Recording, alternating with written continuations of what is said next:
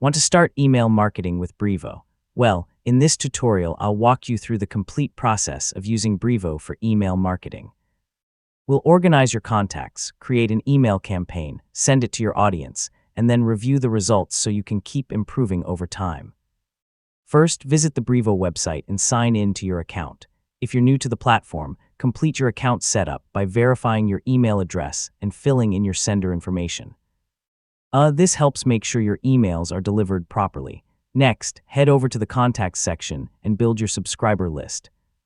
You can manually add contacts, import a CSV file, or connect sign-up forms to collect subscribers automatically. Keeping your contacts organized into lists makes your campaigns much easier to manage. Now open the Campaigns section and click Create Campaign. Give your campaign a name, write an interesting subject line, choose your sender information, and select the audience you want to reach.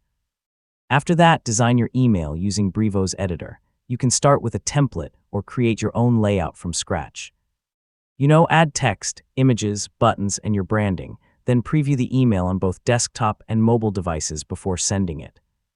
Once everything looks good, decide whether you want to send the campaign immediately or schedule it for a future date and time. Take a moment to review all of your settings before confirming the campaign. After your email has been sent, open the reporting dashboard to review the results. Pay attention to important metrics like delivery rate, open rate, click rate, and unsubscribe rate. These reports will help you understand what's working and what you can improve in future campaigns. And that's it. You've successfully learned how to use Brevo for email marketing in 2026. I mean, the more you test, analyze, and improve your campaigns, the better your results will become. If this tutorial helped you, don't forget to like the video and subscribe for more Brevo tutorials and digital marketing guides. Thanks for watching, and I'll see you in the next one.